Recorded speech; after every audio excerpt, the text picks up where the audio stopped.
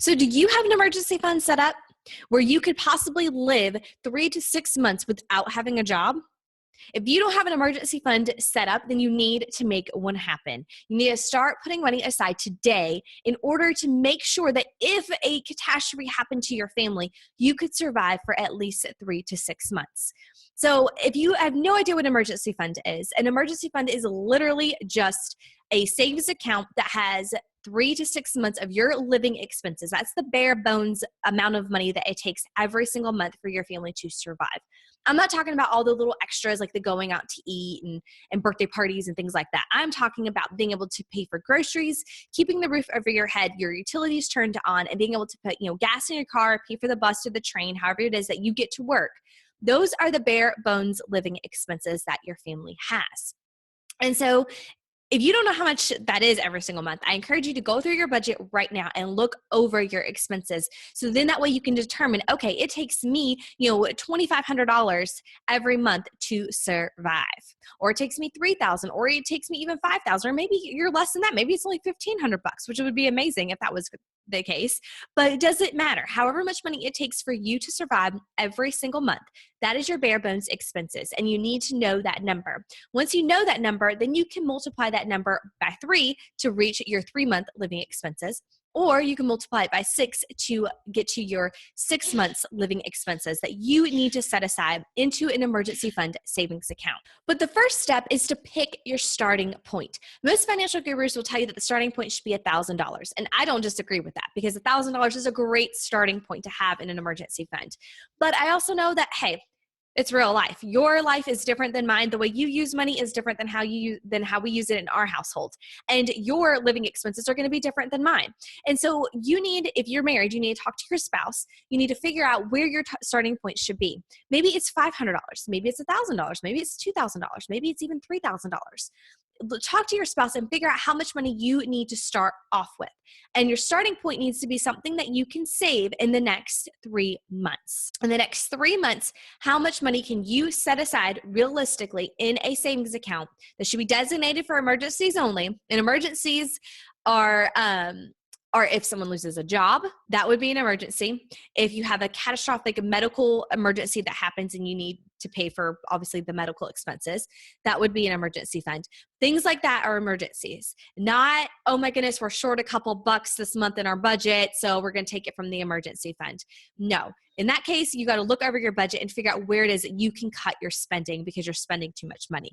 That's not a catastrophic emergency. If all of a sudden you were running a $1,000 deficit a month, well, yeah, that is an emergency, but that's more of a budget emergency. You need to go over your budget and figure out exactly where it is that you need to cut, so then that way you're not running a deficit every single month. An emergency fund is strictly for those catastrophic emergencies. It's basically to keep people from coming and taking your house from you, right? Or taking your car, right?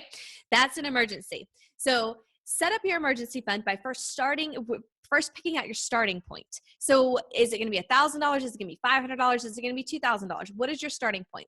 Look at your budget and figure out how much money you can set aside realistically, either every month, every paycheck, or every week, in order to reach your starting point. Because here's the thing.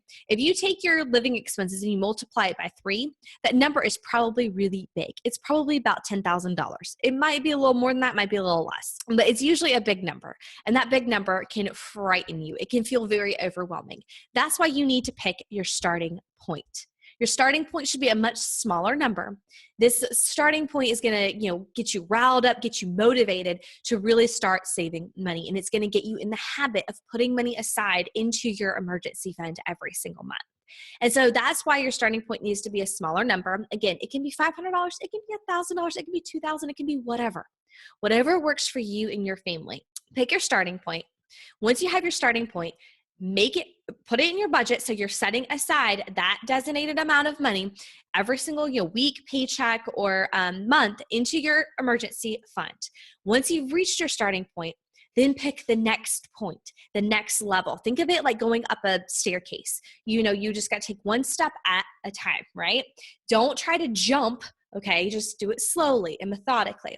Pick the next level after your starting point. Maybe your starting point's $1,000. We'll just use $1,000. So your starting point is $1,000. Let's say that your next starting point is going to be $5,000. And so you start working until you build up to that $5,000. And then you decide then you're going to make it to $10,000. Whatever works for your family. Treat it like a staircase as you slowly go up the staircase, right? Now, maybe you're looking at your budget going, I can't save any money at all. The truth is that most of us can save something, even if it is just $5 a week. But the way to make it happen is you first have to look over your budget and you have to cut your expenses, or you have to find a way to earn additional income. There's no other way to make it happen.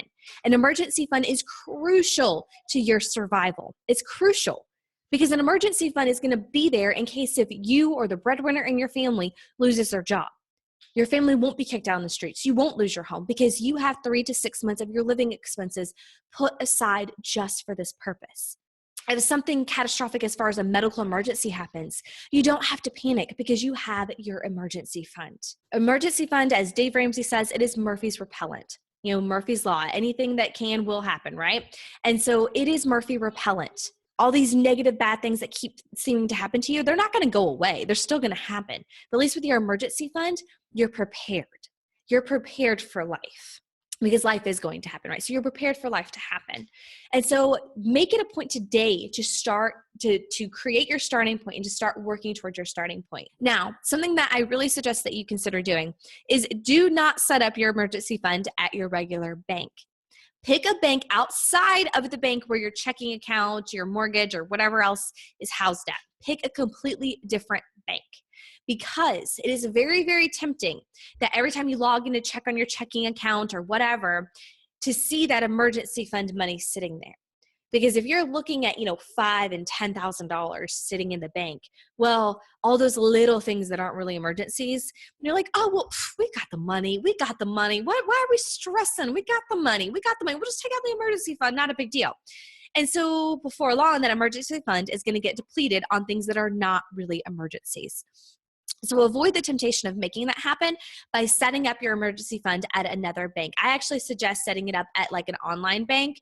We use Capital One 360, but there's several other banks like Ally or Ally, I don't even know how to say it. They actually, I think, have the better interest rate for a savings account. So definitely look into them. But you can pick an online bank, you can pick a regular bank, you can pick a credit union, you can pick whatever you want, just as long as it's a bank outside of the bank that you normally do business at. So then that way you're not as tempted to continuously to see that money and to be tempted to spend that money. And go ahead and set up your automatic withdrawals.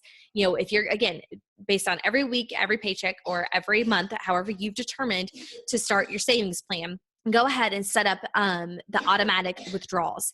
If you do it now, it becomes easier. It could be a little bit of struggle at first because that you're not used to that money being taken out.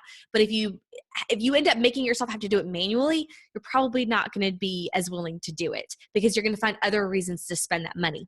But if you make it a habit where it's automatically withdrawn into the savings account, into the emergency fund, you're not as tempted to do something else with that money. You're going to just let it go to the emergency fund because it's out of sight, out of mind. You haven't seen it, so you can't spend it yet. So make it a goal today to set your starting point for your emergency fund and just start building up your emergency fund if you haven't done it already.